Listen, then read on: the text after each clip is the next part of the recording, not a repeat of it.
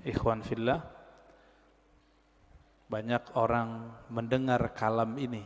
Siapa yang kenal dirinya, maka kenal Tuhannya. Sering dengar ya? Man arafa nafsahu faqad arafa rabbahu. Siapa yang kenal dirinya, dia pasti kenal Tuhannya, Rabbahu. Imam Ibnu Qudamah itu menyebutkan redaksi yang berbeda. Man arafa qalbahu arafa rabbahu. Siapa yang mengenal qalbunya, maka dia akan kenal yang membolak-balik qalbunya, yaitu Allah Subhanahu wa ta'ala. Ada yang bertanya, ini hadis atau bukan?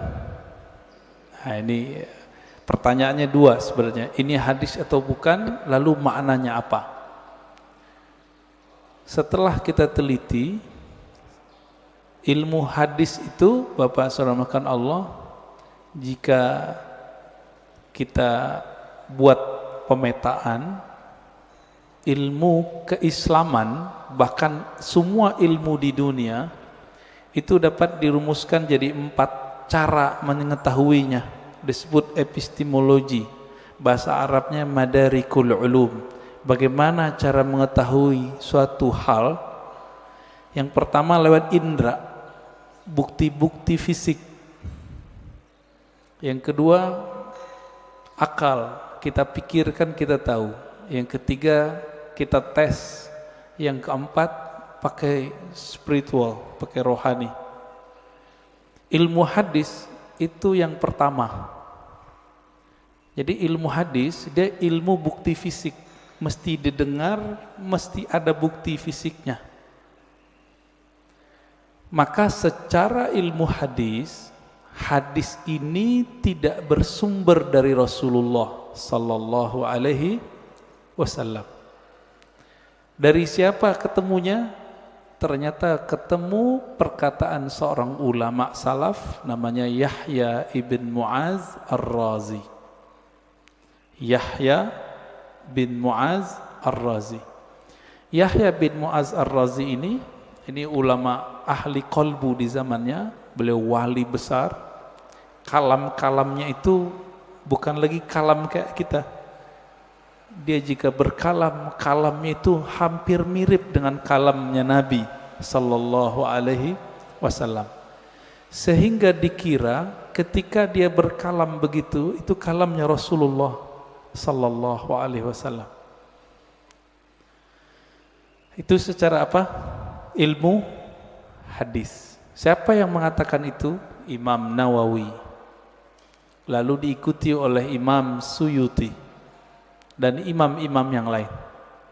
Jadi secara ilmu hadis gak ketemu di Sahih Bukhari, gak ketemu di Sahih Muslim, gak ketemu di Sunan Abu Dawud, Tirmizi, Nasai, gak ketemu. Ketemunya di perkataan-perkataan ulama.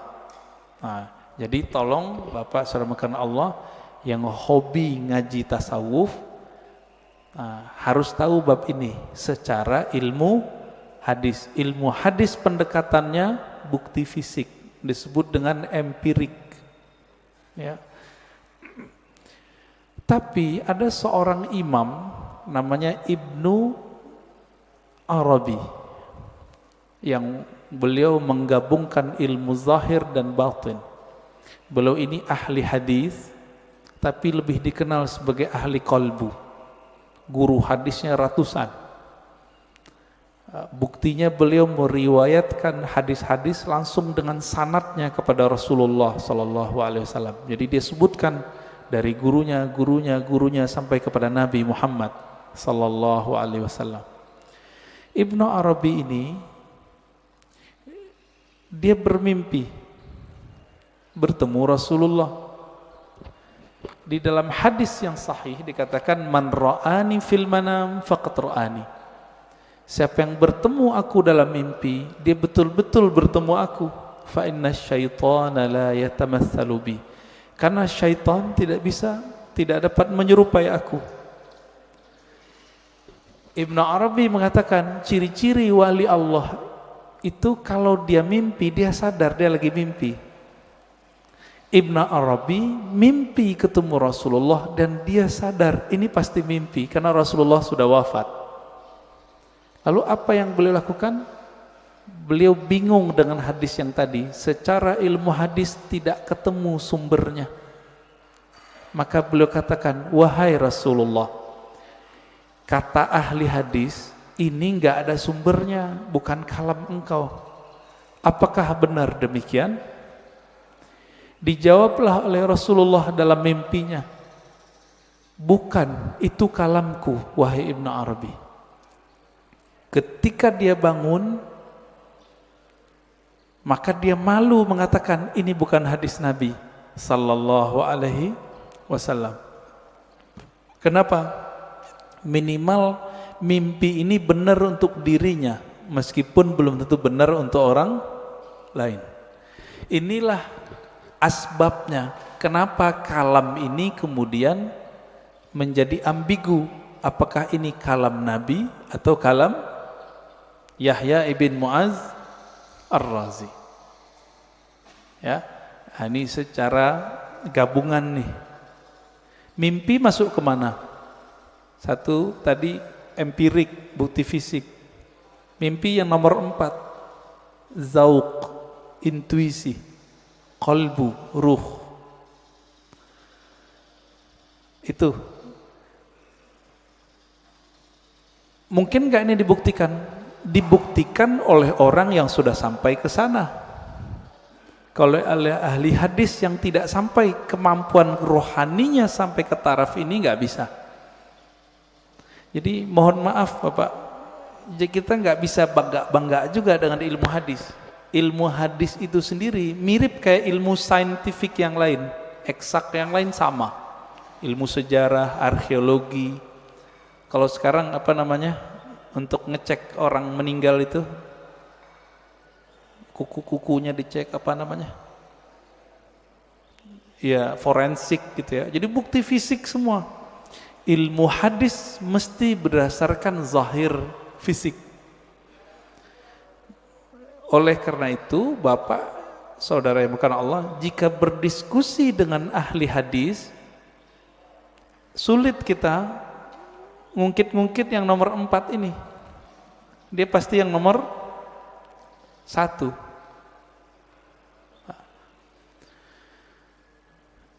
Coba lihat kalamnya. Siapa yang kenal diri, kenal Allah.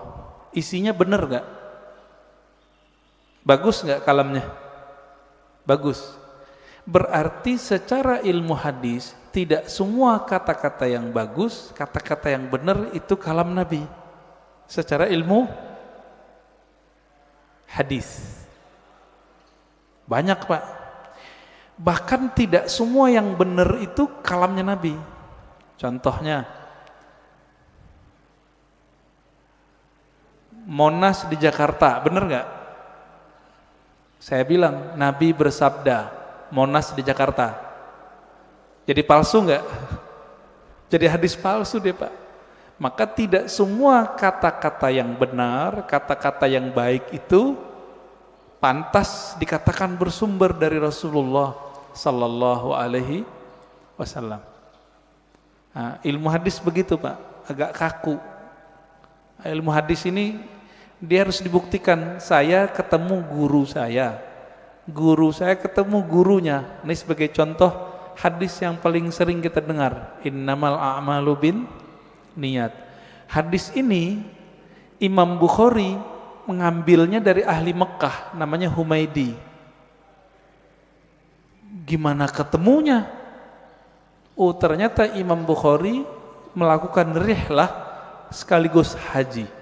Bertemulah dengan Imam Al-Humaidi, murid dari Imam Syafi'i. Terbukti, secara ilmu hadis dikatakan muttasil, hadisnya nyambung. Makanya innamal a'malu binniyat, hadisnya sahih, ditaruh di nomor 1 dalam Sahih Bukhari.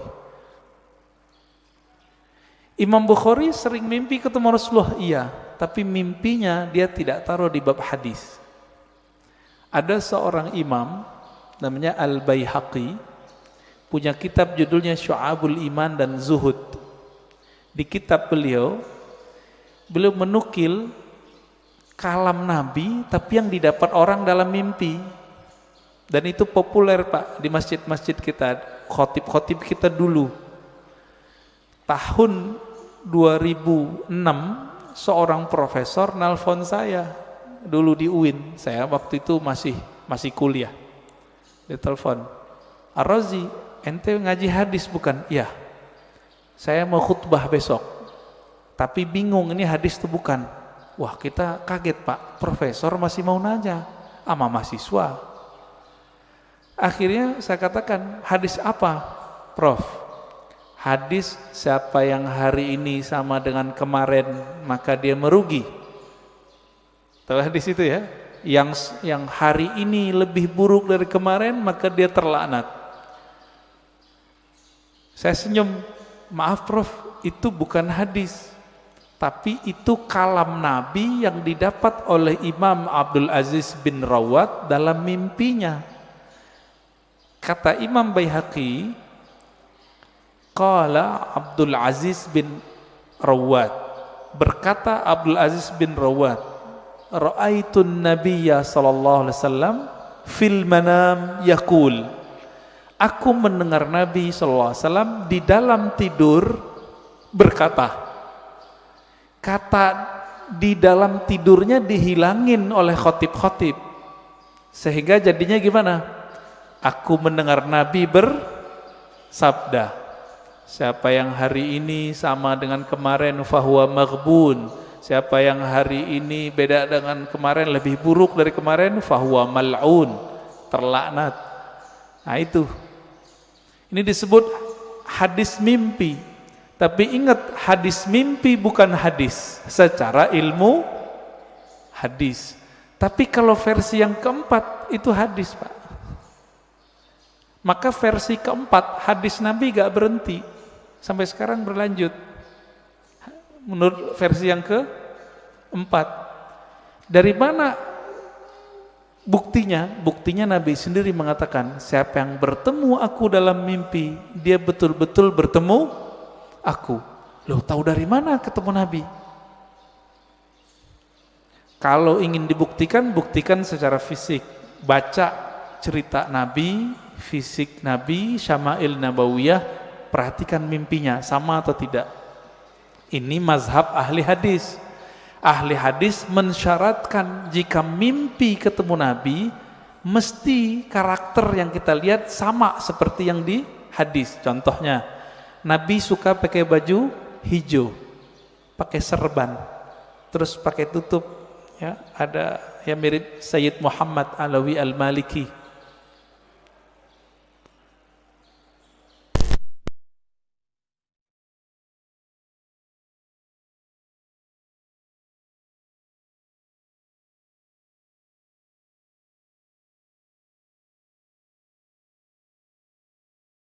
Sir rahasia di dalam ini nggak pernah bohong.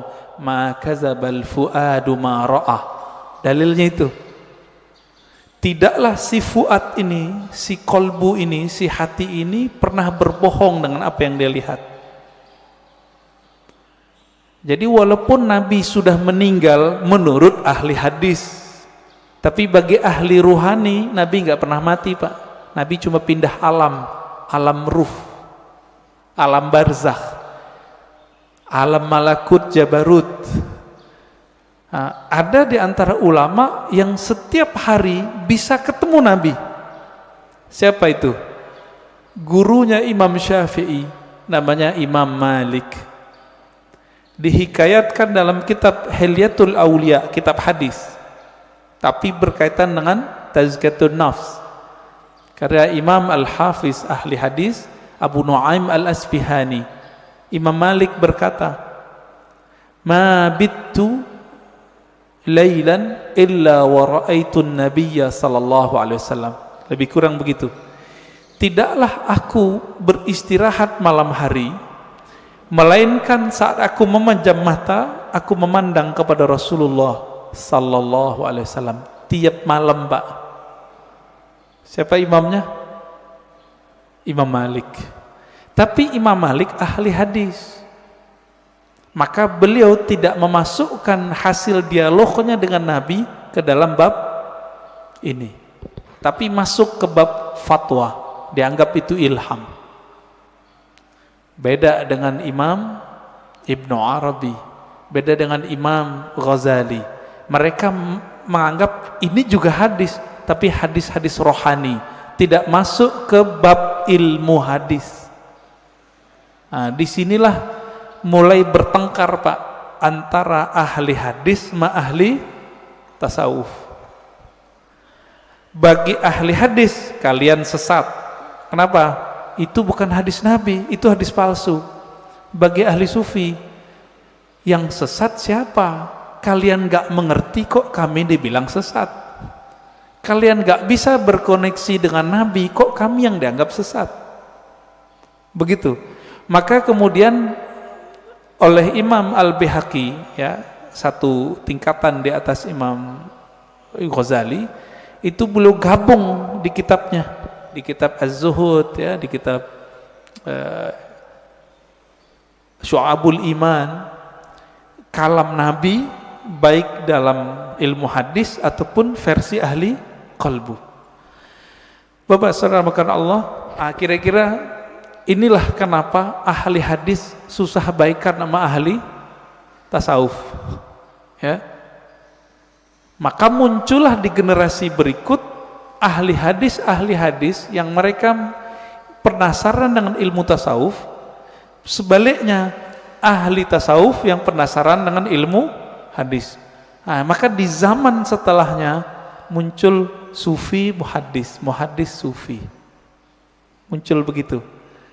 Nah, ini terlihat dari imam siapa? Imam As-Subki. Dia ahli hadis juga murid Ibnu Athaillah Sakandari, pengarang Hikam. Ini kitab kecil yang saya bawa, Ibnu Qayyim, dia ahli hadis, belajar tasawuf. Muncullah kitab-kitab tasawufnya banyak sekali. Madarijus Salikin, Al-Wabilus Sayyib, Iddatus Sabr, Raudatul Muhibbin. Banyak sekali kitab tasawufnya.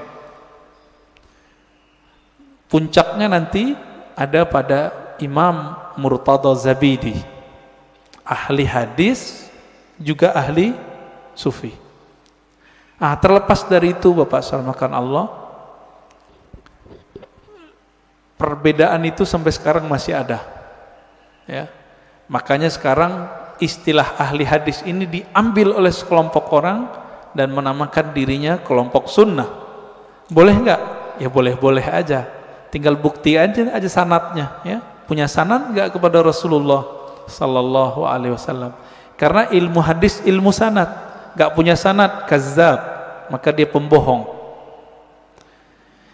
Lalu benarkah kalam man arafa nafsahu faqad arafa rabbahu? Kita sudah katakan tadi, itu benar. Terlepas dari ini kalam Nabi atau bukan, kalam ini sudah menjadi kaidah dalam ilmu tazkiyatun nafs, ilmu tasawuf, ilmu kerohanian. Lalu apa maknanya? Siapa yang kenal dirinya, maka dia kenal Tuhannya. Antum nih teman-teman, namanya misalnya Abdullah, dikasih bapaknya Abdullah. Mengenal diri itu mengenal tubuh si Abdullah atau kenal yang mana? Sekedar mengenal jasad? Tentu tidak. Lalu kenal apa ini? Kenal yang mana ini? Bukan yang jasad ini. Kan banyak juga Pak, anak-anak udah 7 hari nggak punya nama. Bapaknya datang ke kita, Tat, kasih nama dong anak saya. Berarti nama jasad ini itu bisa dibuat, bisa dirubah Pak. Sebelum kita masuk ke tubuh ini, kita punya nama. Benar nggak punya nama? Kita lahir di dunia, yang ngasih nama siapa? Orang tua, guru. Sebelum kita masuk ke dunia ini, kita di alam ruh. Allah mengatakan, alastu birabbikum, bukankah aku Rabbmu? Allah memanggil kum, kamu. Berarti kita ada nama, Pak. Cuma nama ini disimpan di dalam dada Rasulullah Sallallahu Alaihi Wasallam. Kita nggak tahu. Ditanyalah oleh orang Bani Israel, orang ahli kitab, ya Muhammad, apa itu ruh? Turunlah ayat yas'alunaka 'anir ruh. Mereka bertanya kepadamu mengenai ruh. Katakanlah ruh itu urusan Allah. Kamu tidak diberi ilmunya kecuali sedikit. Sedikit di situ, wa ma utitum minal ilmi illa qalila. Sedikit menurut siapa? Menurut saya, menurut Nabi, menurut Bani Israel, atau menurut Allah? Menurut Allah. Maka sedikit menurut Allah itu banyak menurut kita. Ya. Orang kaya di Indonesia bilang, saya ngeluarin uang dikitnya itu udah 100 triliun, Mbak. Ya. Apalagi raja di raja alam semesta ini, Rabbul Alamin, Allah Subhanahu wa ta'ala. Ilmu ini disimpan dalam dada Rasulullah. Ada sahabat yang dikasih tahu, ada yang tidak. Maka Nabi itu bisa ngerti, Pak, dengan izin Allah. Ada orang nih jihad, kayaknya paling kuat, kayaknya paling banyak bunuh musuh. Tapi Nabi mengatakan finnar, masuk neraka, masuk neraka. Kenapa? Nabi tahu namanya sudah ada di neraka, nggak dihapus dari neraka. Ternyata benar, orang ini beramal cuma dengan fisiknya, ruhnya tidak beramal. Ruhnya gak beramal, Pak. Jadi ketika disebut siapa yang kenal dirinya, maka kenal Tuhannya. Diri yang fisik, yang mengenal dirinya fisiknya, dia baru mengenal perbuatan Allah. Disebut ma'rifatul af'al, mengenal perbuatan Allah. Ajaib enggak kelahiran manusia? Penciptaan manusia ajaib enggak? Ajaib, Pak.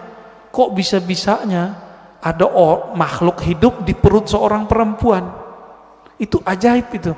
Saya mau tanya nih yang udah nikah, yang punya anak. Itu antum yang menciptakan anak? Atau cuma sebab doang? Ya, bikin doang ya. Tapi kita enggak yang gedein, yang mengembangkan biar kasih tulang, enggak. Ya, coba tanya sama yang udah pernah hamil, ibu-ibu yang udah hamil tanya. Ajaib itu. Maka mengenal diri yang fisik mengantarkan kepada ma'rifatullah level 1. Apa itu? Ma'rifatul af'al, ma'rifatu af'alillah, mengetahui perbuatannya Allah Subhanahu wa ta'ala. Itulah yang dibahas dalam surah Al-Mu'minun itu. Ya, ayat 11 ya. Begitu juga di surat Ar-Rum ya, sebelum ayat tentang pernikahan itu kan tentang penciptaan kita semua. Dari enggak ada jadi ada, dari tanah kok bisa jadi hidup, kok tiba-tiba bisa melawan kepada Allah. Itu dia. Namanya ma'rifatu fi'lillah. Jadi kalau ada ahli biologi, ahli ilmu-ilmu eksak tidak mengenal Allah lewat ini, lewat dia, berarti dia tersesat, nggak mengenal Allah. Itu satu. Diri yang fisik. Nah, kita punya diri yang disebut dengan nafs tadi. Jadi nafs itu sendiri artinya ada nafs fisik, ada nafs jiwa. Orang kita nyebutnya sukma, perasaan, nah itu masuk di situ. Yang bilang saya emosi, nah itu dia. Saya jatuh cinta, ada itu. Seneng, sedih, itu masuk ke si nafs ini. Yang nafsunya besar, yang nafsunya kecil, penakut, pemberani, itu si nafs. Nah, punya enggak nih? Punya ya? Punya kita. Inilah yang dikatakan di Quran, wa man nahan nafsa anil hawa fa innal jannata hiyal ma'wa. Yang mampu menahan, mengendalikan nafs jiwanya, maka dia dapat surga.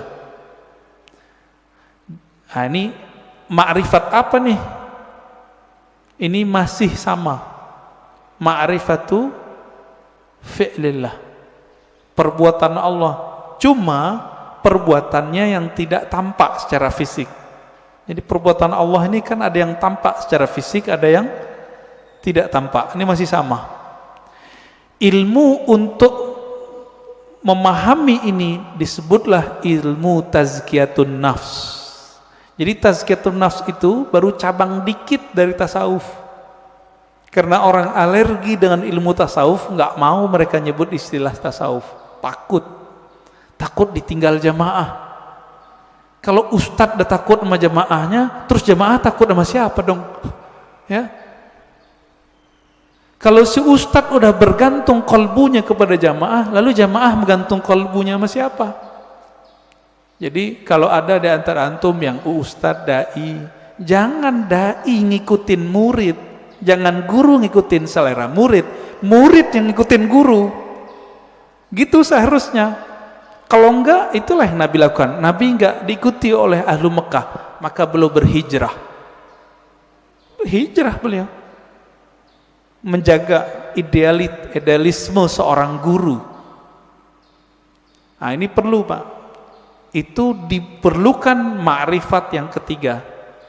Mengenal diri yang qalbiyah, diri kolbu. Yang mengenal diri kolbu, nah, kolbu kita, nah, di kolbu ini kalau nafsnya rusak, dia ngefek ke kolbu. Nafsnya nih punya karakter bengis, kolbunya hitam.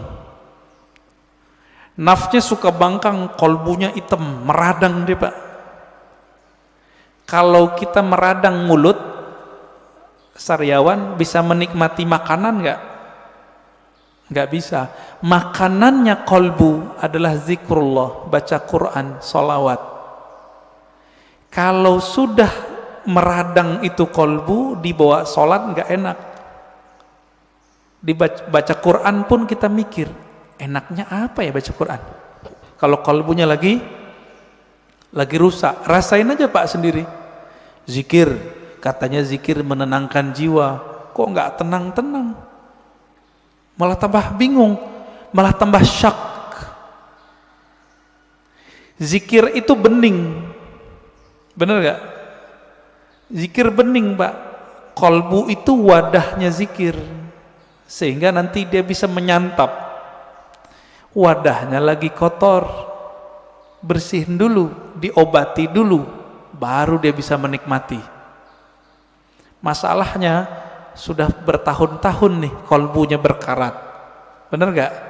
Nah, bersihinnya pakai apa Pak? Itu yang disebut taubat nasuha. Taubat nasuha itu beda dengan misalnya nih gelas habis dipakai, airnya air putih, cukup dikasih keran bersih, air keran, nggak usah digosok. Tapi kalau ini pakai minyak, ada minyak lengket di situ, harus digosok nggak? Ini yang disebut taubat nasuha. Jadi taubat nasuha itu menggosok kolbu kita supaya bersih dengan pengakuan dosa kepada Allah. Nah, di dalam ajaran Islam nggak ada pengakuan dosa ke ustadz, nggak ada, ke pendeta nggak ada Pak, ke guru nggak ada, ngaku kepada Allah. Semua kita kan punya dosa nih, bener Pak? Ada yang nggak punya dosa? Saya cium tangannya Pak. Makanya kita dianjurkan cium tangan anak kecil. Makanya Bapak nggak boleh marahin anak kecil atau ngusir anak kecil dari masjid. Terganggulah. Kenapa? Nabi lagi khutbah Jumat, Hasan Husain datang, turun, diambil, digendong. Lagi sholat, naik ke punggung Nabi, ikut sholat. Keberisikan iya, tapi sekali kita usir dia, nanti anak tuh mikir masjid itu tempat orang-orang galak ya, gitu. Benci nanti dia ke masjid Pak. Nah, yang benar diatur. Orang tuanya juga harus perhatian. Bapak Saudara makan Allah, jika kita sudah sampai mengenal diri si kolbu itu cuma mau satu, asma Allah.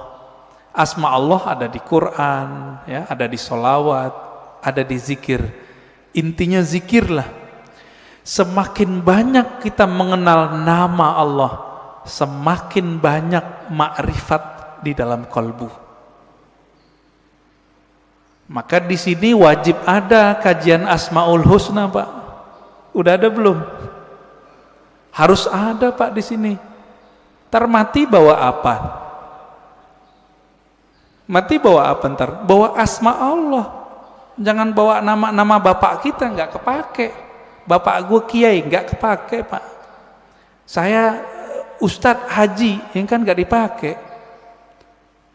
Habib pun nggak laku, Pak, dikubur. Bapak ini keturunan Rasulullah, nggak laku dikubur kalau nggak bawa ma'rifat. Malah diragukan, masa keturunan Rasulullah begini, kata malaikat ya. Kalau nanti Rasulullah bawa syafaat mungkin, tapi kan malaikat Mungkar Nakir ini seperti orang yang jaga depan kantor, Pak. Dia nggak mau tahu, yang lewat dia periksa, bener gak? Bapak Saudara makan Allah, ma'rifat qalbu itu hanya dengan mengenal nama dan sifat Allah. Jadi coba deh di sini dibuat nanti kajian Asmaul Husna yang mateng, bukan yang separuh-separuh, enggak. Jangan, yang mateng kajiannya. Gurunya ahli zikir, bersanad zikirnya kepada Rasulullah. Insya Allah Pak enak ngajinya, kan banyak nih. Carilah ya, semoga ketemu nanti. Asma sifat. Ma'rifatus sifat itu masih bagian dari kolbu, paling dalam. Dia udah masuk ke dalam sirnya kolbu. Kan kolbu ini dia ada bagian-bagiannya, Pak. Kolbu itu disebut ada fuad. Ada yang disebut dengan lub. Inti dari kolbu disebut lub. Rahasia yang ada di dalam inti kolbu itu disebut dengan sir. Maka disebutkan dalam Al-Quran, Allah ya'lamu sirra wal akhfa. Allah mengetahui yang sir, yang tersembunyi, bahkan yang akhfa, yang samar. Itu ketahuan oleh Allah SWT. Di mana kesimpannya itu? Itu di dalam kolbu paling dalam. Kita ini semua dulu kan pernah ketemu Allah. Memori itu kesimpan di situ, Pak. Ada yang ingat nggak? Nggak ada yang ingat ya? Bener. Makanya Allah utus Rasul. Supaya apa? Memantik sir supaya dia kemudian kembali muncul. Ketika muncul sir itu bernama zikir. Ketika dibahasakan dia bernama ma'rifat. Ma'rifat itu ungkapan pengenalan si hamba kepada Allah Subhanahu wa ta'ala. Bapak nih pernah ketemu dengan seseorang dulu, kesimpan nggak di memorinya? Kesimpan. Ketemu seseorang yang berkesan. Apanya yang berkesan? Parfumnya. Nanti kita ketemu parfum yang sama, itu teringat, Pak, wajahnya. Itulah sebabnya jika ada orang benar teknik berzikirnya, bersambung sanad zikirnya kepada Rasulullah SAW, lisannya menyebut, akalnya memaknai, kolbunya merenungi, ruhnya merasakan, nangis dia saat itu. Seperti orang pulang kampung. Pertama orang pulang kampung habis merantau, rasanya gimana? Terharu, Pak. Nah, kalau Bapak Ibu ini kan pada hari raya di luar kota, lagi merantau, malam takbiran nangis dengerin takbiran. Kenapa tuh nangis? Ingat kampung, kirain ingat Allah. Takbiran ingat Allah, nangis. Wah, itu arif billah namanya, kenal Allah dia. Takbiran nangis, ingat siapa? Kampung. Kita lupa, kita punya kampung lain, namanya kampung arwah. Lupa apa ya? Kampung arwah. Ngapain si arwah di kampung itu? Dia menatap Allah Subhanahu wa ta'ala. Dia menatap Allah, Pak. Supaya dia bisa menatap Allah lebih dekat, apa yang dia lakukan? Dia mendekat kepada nur sumbernya. Itu yang disebut Nur Muhammad. Jadi dulu itulah yang dikatakan oleh Nabi, kuntu nabiyan, aku sudah jadi nabi, Adam belum dicipta, udah jadi nabi di alam ruh. Makanya roh-roh itu mendekat semua kepada Rasulullah supaya bisa tetap dekat memandang Allah Subhanahu wa ta'ala. Itu Pak maknanya. Itu kalau kita punya ruh yang bercahaya, pasti rindu ingin mengenal ilmu ini. Pengen mengenal ilmu ini. Itu yang bikin orang nangis, nangisnya permanen Pak. Tangisan itu yang bisa memadamkan api neraka. Kalau tangis yang malam takbiran tadi enggak. Itu mah tangis pulang kampung. Mau pulang gak ada duit. Atau kayak tahun-tahun ini kan mau pulang kena COVID. Dompetnya Pak kena COVID. Gak bisa pulang, nangis. Itu nangis apa? Teringat kampung fisik.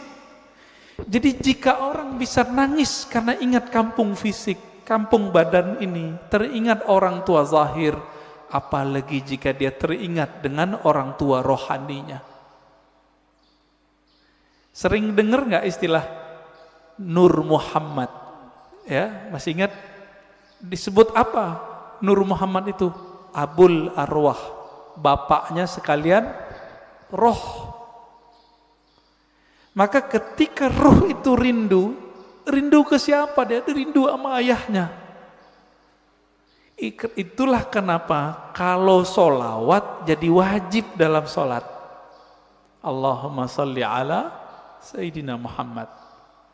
Ini orang malah debat, nggak boleh pakai Sayyidina, boleh pakai Sayyidina. Itu mah debat biasa itu. Kolbunya, ruhnya rindu nggak kepada Rasulullah? Nah, kalau sudah sampai ke sana, dia sudah sampai ke ma'rifatur ruh. Mengenal ruh dari mana dia berasal. Dulu dia bersama siapa. Nah, ini kabar gembiranya Pak. Ruh kita ini, dulu ngapain di sono, sekarang diulang aktivitasnya. Kalau dulu Bapak di sono suka mendatangi Nabi, suka mendatangi orang yang dekat dengan nur Nabi itu, maka sekarang Bapak pasti suka dengerin pewaris-pewaris Nabi. Pasti cinta sama zuriat Nabi. Nah, orang-orang yang dulu mencintai Rasulullah di sana, di alam ruh itu, dia cinta kepada nur Nabi. Maka Allah kasihlah dia fisik di dunia bernama Habib. Atau ulama, dua aja. Habib atau ulama. Jadi kenapa Habib terlahir sebagai Habib, Kiai sebagai Kiai, Gus sebagai Gus, Ajengan sebagai Ajengan? Karena dulu nurnya mengagumi nurnya Nabi sallallahu alaihi wasallam. Itulah makna hadis al-arwah junudun mujannadah. Hadis sahih Muslim. Ini syarahnya jarang orang menjelaskan ini. Roh itu dia berbaris-baris seperti tentara. Nah, dulu nih Bapak kalau dibukakan pintu kolbunya, itu bisa lihat Pak. Dulu kita seperti ini di sono, ngumpul Pak seperti ini. Bapak kenapa sebut masjid ini Masjid Nabawi? Karena merindukan Nabi Sallallahu Alaihi Wasallam. Semoga para pewakaf, pendiri, pengurus diberkahi oleh Allah, diberi rindu kepada Rasulullah. Bahkan sebelum wafat Allah kasih mimpi ketemu Rasulullah sallallahu alaihi wasallam. Amin. Pasti bisa, Pak. Rasulullah kan nggak mati. Nggak mati beliau. Cuma pindah alam. Kalau kita bisa mati sebelum mati, bukan bunuh diri loh Pak ya. Mati sebelum mati itu apa? Mampu memilah ini alam jasad, ini alam pikiran, ini alam kolbu, ini alam ruh. Mampu dia berzikir, bertahan, bisa dia ketemu Rasulullah sallallahu alaihi wasallam. Bisa Pak. Dulu Sayyid Muhammad Alawi Al-Maliki kalau mau ngapa-ngapain itu nanya sama muridnya, masih hidup, saya nggak usah sebut namanya, kalau disebut ntar jadi orang mengkultuskan beliau nanti. Orang kita Pak, Jawa Tengah kalau nggak salah ya, Kiai Fulan, bertanya ke beliau, bocah ya waladi, kira-kira begitu ya, anakku, coba tanya ke Nabi, saya mau melakukan ini, beliau restu gak?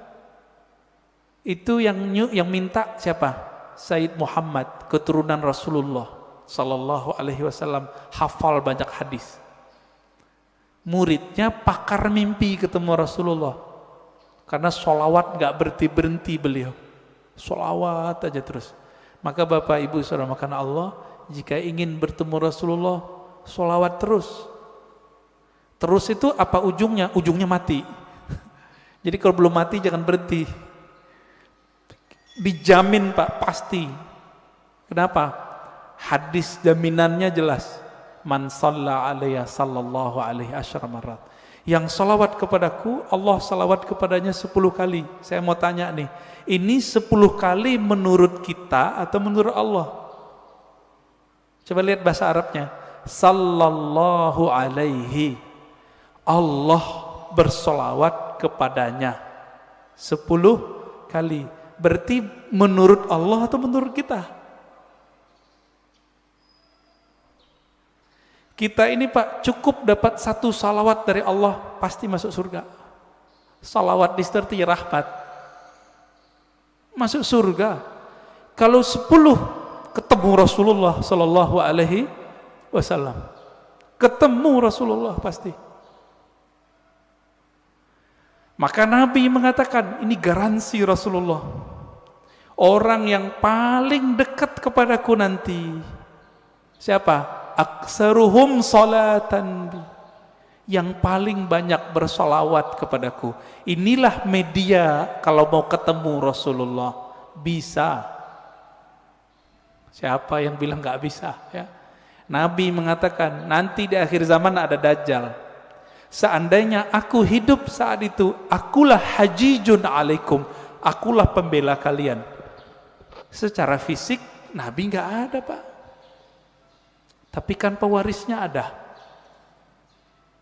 Pewarisnya itulah yang disebut Al-Imam Al-Mahdi. Imam Mahdi, apa kata beliau?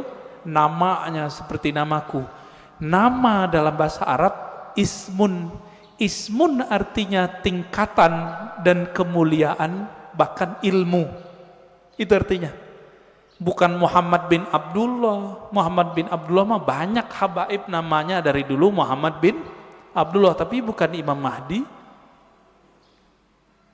Ya. Ini sekarang banyak yang kajian akhir zaman tapi terjebak pada riwayat ahli hadis fisik. Tidak mempertimbangkan ahli rohani. Nah, ini kesalahan besar kajian akhir zaman hari ini. Akhirnya yang terjadi cocok logi. Kita berterima kasih, syukron ya, terima kasih para asatis akhir zaman. Antum telah membuat kita aware, sadar mengenai hadis akhir zaman. Cuma kadang nggak cocok. Hidungnya lurus gitu ya. Itu mah ciri fisik habaib, rata-rata begitu hidungnya. Ya. Bukan itu kalau mengenal Rasul. Rasul itu kolbunya yang mau dilihat. Berarti ini yang disebut ismun tadi. Ya. Maka yang keempat itu Bapak selamatkan Allah, siapa yang mengenal ruhnya, maka dia mengenal Allah secara hakiki. Dia mengenal Rasulullah secara hakiki. Nah, semoga kita sampai ini yang ini nih, keempat. Mengenal ruh, walaupun sedikit menurut Allah itu kan banyak bagi kita. Setetes saja Allah beri, itu udah lautan bagi kita. Ya. Nah, caranya banyak-banyak aja Pak, sholawat.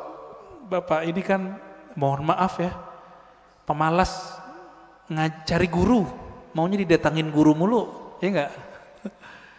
Carilah guru yang bisa mengajarkan zikir ma'rifatullah. Nanti diajarin Pak cara berselancar kepada Allah. Tapi kalau masih males, udah sholawat aja dulu. Nah, nanti sholawat ini nurnya akan membimbing kita, insya Allah ya. Jadi lebih kurang makna ringkas dari man arafa nafsahu faqad arafa rabbahu, 4 level ini ya.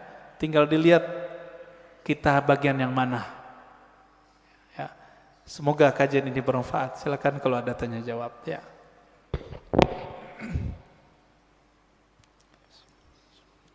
Alhamdulillah selesai materinya, kita masuk ke sesi tanya jawab.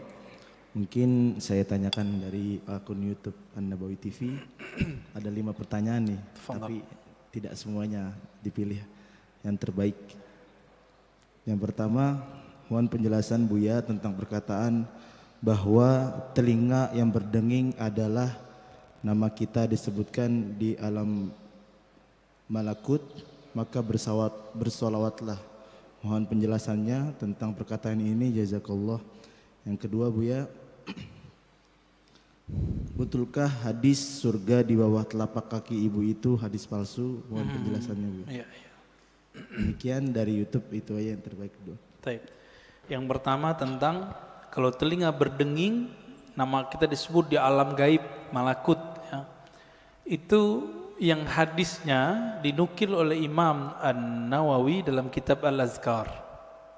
Hadisnya lebih kurang hasan, tapi tidak menyebutkan mengenai alam malakut. Nabi cuma mengatakan, siapa yang telinganya berdengung, lebih kurang begitu, maka bacalah basmalah. Lalu ada doanya, zakaraniallahu bi khairin, semoga Allah menyebutku dengan yang baik. Itu maksudnya, bahkan bukan malakut saja, semoga Allah menyebutku dengan yang baik. Berarti lebih dari Jabarut, lebih dari semuanya. Kalau Allah berbicara di mana? Karena Allah enggak petu tempat. Nah, ini yang disebut qadim.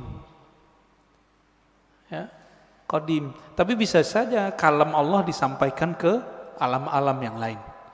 Wallahu taala alam. Itu maksudnya. Hadisnya hasan. Ya. Yang kedua, oh ya, surga di bawah telapak kaki ibu. Kalau kalimatnya begitu, iya, bukan hadis Nabi. Tapi yang ada di hadis Nabi, ridhonya Allah di bawah ridhonya orang tua, itu hadisnya. Ya, kemudian yang semakna dengan itu ada di hadis Imam Al-Hakim. Ada. Tapi kalimatnya bukan di bawah kaki gitu, enggak seperti itu di hadis yang ininya. Ya. Dua lagi Bu ya, boleh. Fadhal. Kalau aneh nggak tahu, aneh bilang nggak jawab ya, nggak ngerti gitu. Yang kedua, yang ketiga dan yang keempat, bagaimana cara kita mengalahkan nafsu ketika masa-masa futur? Yang kedua, Buya, untuk bab akidah, hakikat Allah dan arafa rabbahu, ulama sepakat harus memakai dalil hadis sahih untuk hujjah. Lalu bagaimana dengan hadis dari mimpi tadi bisa dihujjah akidah? Oke, bagus. Yang pertama tadi tentang cara mengalahkan nafsu. Di Quran itu kalimatnya cuma naha. Naha itu bukan mengalahkan. Naha, apa arti naha? melarang. Jadi naha itu kita mampu melarang jiwa. Ini yang disebut mengontrol. Gimana caranya? An-nafs itu tidak bisa dizikirkan, dia cuma bisa dikontrol. Jika berkaitan dengan hawa nafsu, itu urusannya dengan makan. Maka jaga makannya, jangan yang haram dan jangan banyak. Jangan banyak ya. Jika berkaitan dengan syahwat yang besar, maka kurangi makan-makan yang membuat libido kita tinggi. Yang paling ringkas ya puasa. Puasa itu paling bagus. Jadi tidak ada lagi setahu saya yang paling kuat untuk mengolah nafs jiwa kecuali puasa. Nggak ada lagi Pak. Coba cek Bapak ini kalau puasa jalan, ngelihat yang bening-bening nggak berani. Wah lagi puasa, itu Pak. Coba aja tuh. Kalau nggak puasa, aji mumpung. Ya, tafadhal. Yang kedua tadi, udah ya? Bab hakikat Allah. Oke. Hakikat Allah tidak diketahui kecuali oleh Rasulullah sallallahu alaihi wasallam. Termasuk nanti Imam Mahdi itu mengerti hakikatnya Allah, ya. Karena beliau pewarisnya Nabi. Plek apa yang Nabi tahu ada di dalam kolbunya. Tapi bagaimana dengan mimpi? Bagaimana dengan kaedah tadi? Untuk hujjah akidah mesti hadisnya sahih. Bahkan mesti mutawatir oleh sebagian ulama. Itu bab ilmu akidah. Ilmu akidah babnya bab akal. Ilmu akidah bab akal. Oke, kalau mimpi tadi bab mana? Yang nomor 4. Ya, orang ahli akal nggak percaya sama mimpi. Orang yang jago mimpi ketawa sama ahli akal, ilmumu segitu aja. Nah, jadi kita nggak perlu membantah. Ini dua jalur yang berbeda, gitu. Nabi SAW mimpi nggak? Mimpi Pak. Wahyu pertama yang turun ke Nabi itu mimpi. Hadis Sahih Bukhari, kitab Bad'il Wahyi. Awal ma budi'a bihil wahyu ar-ru'ya salihah. Kira-kira begitu kalimatnya. Wahyu pertama yang turun itu bukan Quran. Yang pertama turun cahaya turun kepada qalbu Nabi sehingga beliau melihat mimpi yang indah. Akibatnya beliau suka menyepi. Faitahannath fi ghari Hira. Lalu beliau menyepilah di Gua Hira. Itu. Jadi kalau kita menolak bab mimpi sama dengan menolak bab wahyu. Ingat, mimpi siapa nih? Mimpi waliullah, mimpi nabiullah. Kalau mimpi bapak, ibu mungkin ya, kita tolak aja ya. Tapi Nabi mengatakan di akhir zaman hampir-hampir saja mimpi semua orang beriman itu benar. Pada beriman gak sih? Beriman gak? Beriman gak? Benar ke siapa? Ke Allah, ke Rasulullah. Rasulullah mengatakan salah satu warisan kenabian itu adalah ar-ru'ya as-salihah. Ar-ru'ya salihah juz'un minan nubuwah. Hadis Imam Tirmizi, hadis sahih. Ya. Jadi ahli qalbu itu jaga benar. Ternyata Imam Bukhari, Imam Tirmizi, imam-imam itu menghargai mimpi, maka mereka buatlah satu bab, satu kitab dalam sahih mereka, kitab Ta'birur Ru'ya. Imam Bukhari punya kitab itu. Dalam Sahih Bukhari, bab mengenai takbir mimpi.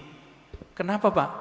Ternyata sahabat Nabi setiap ba'da subuh setoran mimpi yang bening-bening itu kepada Rasulullah.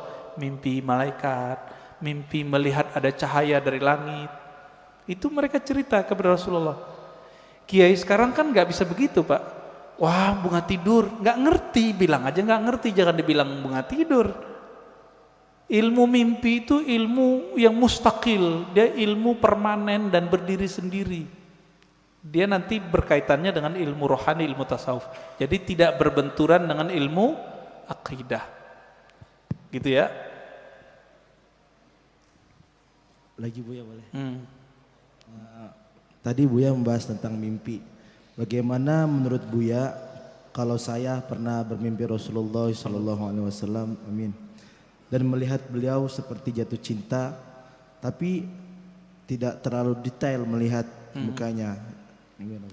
Iya, kita sudah bacakan hadisnya tadi. Nabi bersabda, "Man ra'ani fil manam faqad ra'ani." Bahkan ada satu riwayat, "Faqad ra'al haq."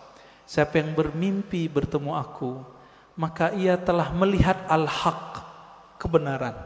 Bahwa itu benar-benar Nabi sallallahu alaihi wasallam. Tapi kok kurang jelas? Kurang jelas itu karena ma'rifatun nabinya kurang jelas. Karena mengenal nabinya masih kurang detail, maka melihat nabinya masih samar. Bahkan ada teman kita yang mimpi Nabi itu nggak mau noleh, Pak. Nggak mau noleh. Cerita ke saya nangis-nangis. Tat, Rasulullah marah sama saya ya. Ada yang begitu. Antum bisa bayangkan, kita mau ketemu orang yang kita cintai, kita idolakan, tapi dia nggak mau noleh. Ruhnya nangis. Gimana caranya? Udah ente sholawat aja banyak-banyak, baca salam kepada Rasulullah, nanti insya Allah Nabi jawab.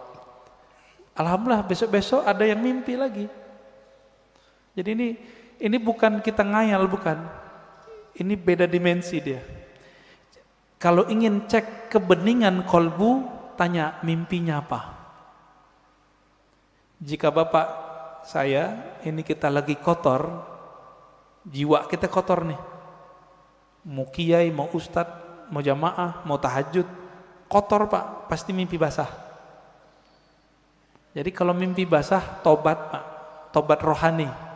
Dosa enggak, tapi rohani kita, oh kayaknya hati kita kotor. Sayyidina Umar ketika bermimpi menggauli budaknya, budak halal enggak? Halal. Apa kata beliau? Syaghalatni siyasah. Ya Allah, aku tersibukkan oleh urusan politik sehingga lupa wirid. Ini Umar, ngerti beliau. Tapi beliau pun kalau mimpi sama yang halal. Kalau kita kan kita berharap mimpi sama artis, Pak. Ya. Silakan. Baik. Assalamualaikum warahmatullahi wabarakatuh. Waalaikumsalam.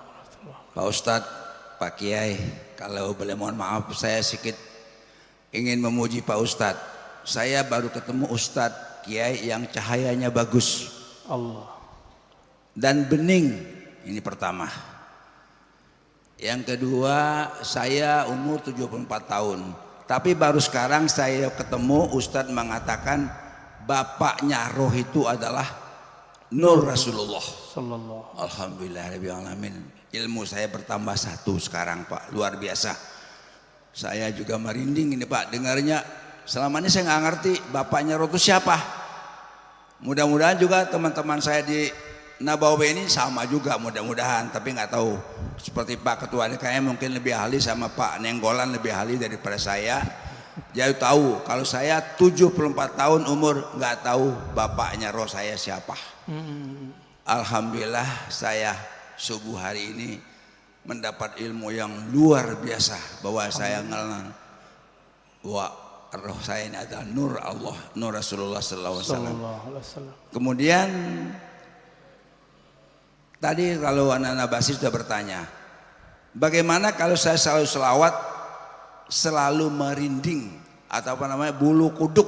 Ini kalau bahasa orang Sumatera, Bang Palembang tuh bulu kuduk Pak, bulu kuduk. Kayak gemetar gitu loh Pak.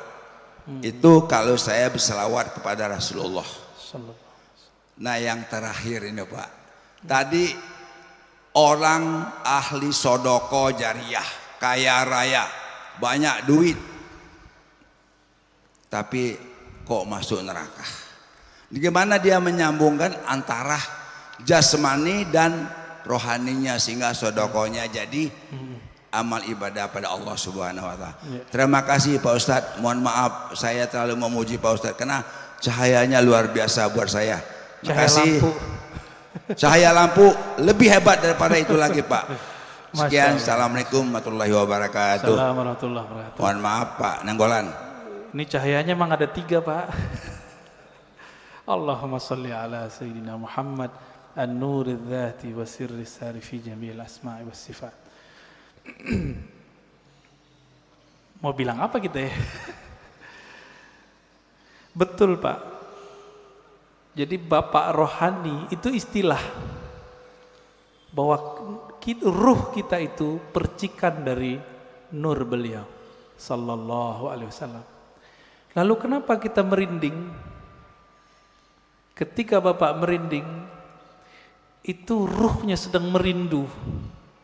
Dijawab oleh sang Rasulullah sallallahu alaihi wasallam.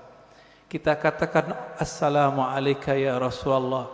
Salam atas engkau wahai bapak rohaniku Rasulullah. Dijawab oleh beliau merinding, Bapak.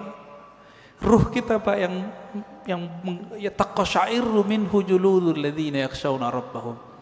Kira-kira begitu. Di Quran surat Az-Zumar ayat 24 berapa itu ya? 22, 23 ya, 23. Bergetar karena Al-Qur'an. Al-Qur'an itu hakikatnya ada pada siapa? Khuluquhul Qur'an, kata Aisyah. Nabi Muhammad itu polanya, zahir batinnya adalah Al-Qur'an. Disebut nama Nabi, taqsya'irru minhu juludul ladzina yakhshawna rabbahum. Disebut nama sang pembawa nur Quran, pasti bergetar, Pak, sang para pecinta. Pasti merinding. Makanya ada syairnya itu, kullul qulub ilal habibi tamilu. Semua pencinta jika disebut nama sang kekasih pasti hatinya merindu. Apa buktinya? Disebut namanya kadang-kadang meleleh, Pak, mata kita. Rindu dengan kampung rohani, rindu dengan orang tua rohani. Saya nih, ibu saya baru wafat setahunan. Kalau disebut ibu saya, Pak, saya nangis. Padahal itu ibu fisik. Apalagi kita sebut nama Rasulullah sallallahu alaihi wasallam. Nama Nabi Muhammad sallallahu alaihi wasallam. Rindunya lebih dahsyat, tapi kita harus tahan.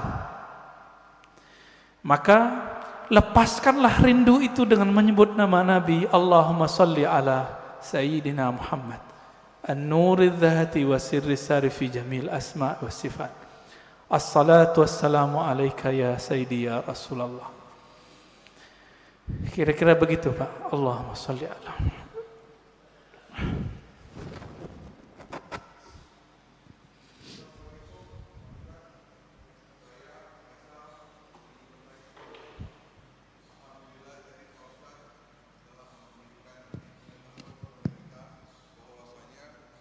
Bapak rohani kita adalah Rasulullah Sallallahu alaihi wasallam.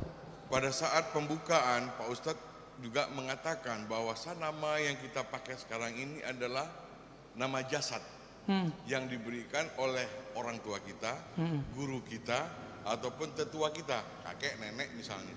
Sekarang saya mau tanya, siapa nama rohani kita, Pak Ustadz? Yang dimana binnya adalah bin Muhammad Rasulullah SAW. Demikian. Assalamualaikum warahmatullahi wabarakatuh. Assalamualaikum. Yang tahu nama kita, orang tua kita bukan? Yang ngasih nama kita siapa, Pak? Orang tua kita. Maka yang tahu nama ruhani Bapak itu bukan saya. Tapi siapa yang tahu? Bapak Ruh. Tapi Bapak Ruh itu punya pewaris. Bukan ulama yang bisa baca kitab ini.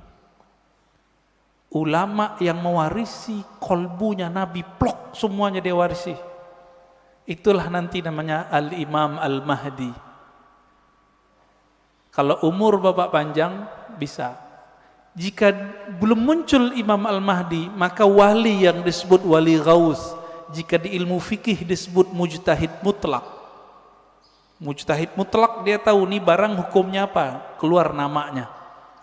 Maka bagi ahli ruh, Wali-wali yang disebut wali kutub itu mereka nggak ngerti. Yang ngerti wali namanya Ghaus. Jadi wali itu kan banyak Pak, ada stratanya. Ada 313 wali kutub, sejumlah dengan jumlah para rasul, sejumlah dengan jumlah ahli badar. Kutub poros, dia poros asma, poros sifat Allah. Wali-wali ini ada satu pemimpin yang jadi guru mereka, orang tua rohani mereka sekarang ini. Ini yang disebut Kutubul Ghaus. Dan itu cuma satu di dunia dan pasti keturunan Rasulullah. Sayangnya mastur, tersembunyi, nggak boleh muncul Pak. Bapak pengen tahu nama ruhnya? Harus punya koneksi sama Al-Ghaus ini. Gitu. Kalau mau nanti satu saat kumpulkan namanya semua, nanti saya kirim ke beliau. Ya, biar dikasih namanya oleh beliau. Kapan ketemunya? Wallahu a'lam. Insya Allah ketemu. Insya Allah ketemu. Para perindu Rasulullah pasti bertemu beliau. Bapak kalau mau silakan. Nanti kumpulkan namanya, nanti beliau kasih nama. Dikasih nama Pak, dengan nama itu Bapak nanti dipanggil oleh malaikat mungkar nakir ntar. Nama dari ayah rohani yang disimpan oleh kalbu beliau. Kira-kira begitu. Waduh, ini udah berbicara jauh kita nih Pak ya. Ya, tafadhal. Boleh terakhir dari Pak Haji Adang untuk pertanyaan. Assalamualaikum warahmatullahi wabarakatuh. Assalamualaikum warahmatullahi wabarakatuh. Mohon dijelaskan perbedaan antara saudara kandung dan saudara satu ruh. Karena terkadang walaupun kita saudara satu kandung, saudara kandung dan saudara ruh. Karena yang terjadi di dunia ini, sungguh pun kita saudara satu kandung, tapi mungkin jarang ketemu, banyak perbedaannya. Berbeda walaupun tidak satu kandung, kita sering ketemu dan banyak persamaannya. Kemudian mohon dijelaskan juga perbedaan pendengaran ruhani dan pendengaran jasmani, penglihatan ruhani dan penglihatan jasmani. Terima kasih. Ya. Beda saudara kandung secara jasad Pak ya, dengan saudara ruh. Dalilnya surat Al-Hujurat, innamal mu'minuna ikhwah. Sesungguhnya orang beriman itu bersaudara. Loh, babenya siapa? Ya, bapaknya siapa? Itulah Rasulullah. Abul Mu'minin, bapaknya orang beriman. Maka istri Nabi disebut Ummul Mu'minin. Tapi kan kita nggak manggil Nabi Abul Mu'minin, padahal itu nama beliau sebenarnya. Disebut lebih tepat Abur Ruh. Saudara ruh ini itu diketahui dari syahadat Pak, dan pengenalannya kepada Bapak Ruh. Dan yang meniupkan roh tidak dicipta Pak. Tapi jika yang dimaksud roh itu jiwa dicipta. Jadi tergantung nih, kan ulama kita kadang menyebut roh tapi artinya nafs. Menyebut roh artinya kolbu, seperti Imam Ghazali. Maka ini dicipta. Inilah mazhab Imam Qushairi, Imam Ghazali, bahwa ruh dicipta. Tapi Quran kan ngomong ruh bukan yang itu. Kulir ruh min amri rabbi. Amri rabbi tidak dicipta. Roh adalah urusan Allah. Lillahil amru, ya. Allah punya amr, tapi juga punya penciptaan. Jadi Allah membedakan antara ciptaannya dengan urusannya. Urusan itu hembusan.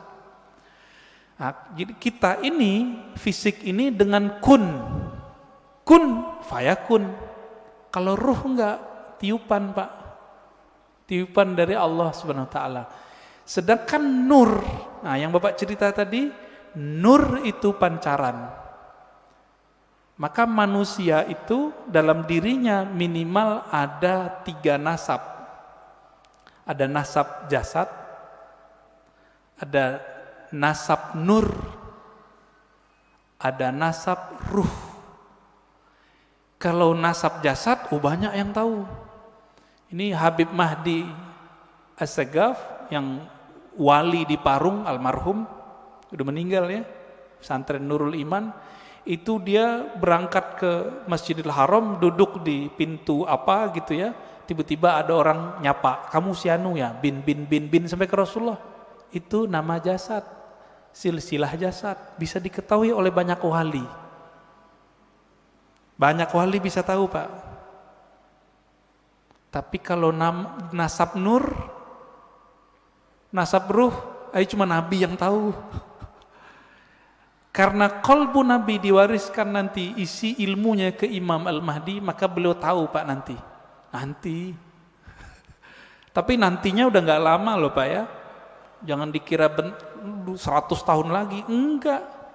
Ini COVID ini sudah penanda kalau ini sudah dekat. Negara udah banyak yang collab Pak sekarang. Bener nggak? Biasanya virus itu ya nggak nyampe setahun hilang. Udah setahun 2 tahun hilang. Kalau ada wali yang doa. Kan wali nggak mau doa Pak. Jadi wali-wali nggak berani doa, ya Allah angkatlah virus, nggak berani. Su'ul adab. Allahnya berkehendak ada virus, kita mau virusnya diangkat, sopan nggak? Maka mereka sekarang cuma ridho dengan apa yang ada. Itu wali. Jadi mohon maaf kalau bapak-bapak ini ngotot, ya Allah angkatlah virus, jangan maksa Allah dong ya. Kalau kita mengerti kehendak Allah, Allah belum berkehendak virus ini berangkat. Apa yang kita katakan? Ya Allah, berikan aku kesabaran, ridhoi kami. Jika umur kami panjang, panjangkan dalam keselamatan. Jika Engkau ambil dalam syahid.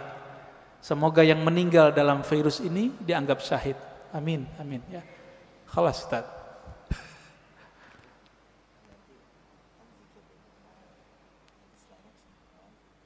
Zikir ya.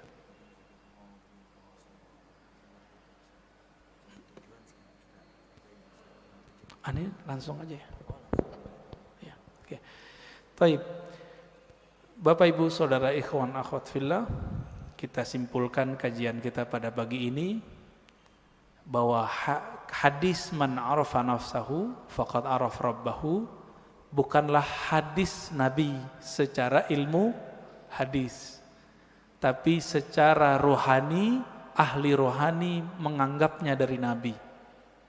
Nah ini tidak perlu dipertentangkan. Kenapa? Ilmunya beda.